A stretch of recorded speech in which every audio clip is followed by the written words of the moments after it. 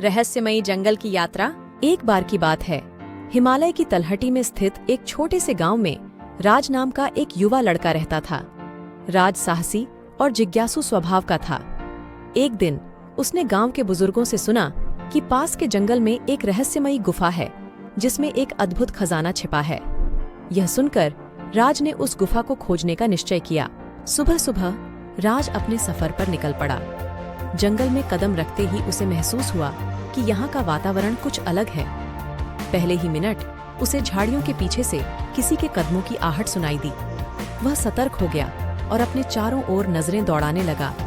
अचानक एक बूढ़े आदमी ने सामने आकर कहा, सावधान रहना, यहाँ हर कदम पर खतरा है। राज ने सिर हिलाया और अपनी यात्रा जारी रखी।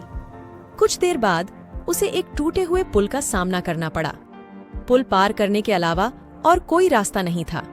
जैसे ही उसने पहला कदम रखा, पुल चरमराने लगा। उसने अपनी सांस रोककर धीरे धीरे दूसरे किनारे तक पहुंचने की कोशिश की। आखिरकार उसने पुल पार कर लिया। जंगल में और अंदर जाने पर राज को एक अजीब सी आवाज सुनाई दी। उसने देखा कि एक बड़ा सांप उसकी तरफ आ रहा है। उसकी आंखों में डर के बजाय साहस था। उसने जल्दी से अपने आसपास की सूखी टहनियों को इकट्ठा किया और आग जलाकर सांप को दूर भगाया। यह पल उसके साहस की परीक्षा थी, जिसे उसने सफलता से पार किया।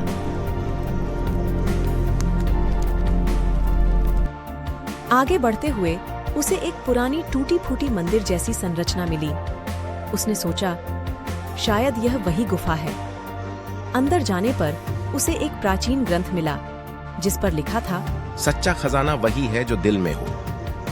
यह पढ़कर वह चौंक गया और उसे समझ में आया कि असली खजाना भौतिक नहीं बल्कि आत्मज्ञान है। राज ने गुफा से बाहर निकलते ही महसूस किया कि वह अब पहले से ज्यादा मजबूत और समझदार हो गया है। गांव लौटकर उसने अपनी यात्रा के बारे में सबको बताया और कहा, जीवन का असली खजाना बाहरी नहीं बल्कि हमारे भीतर छिपा होता है। राज की कहानी सुनकर गांव के लोग भी प्रेरित हुए और उन्होंने अपने भीतर के खजाने की खोज शुरू की।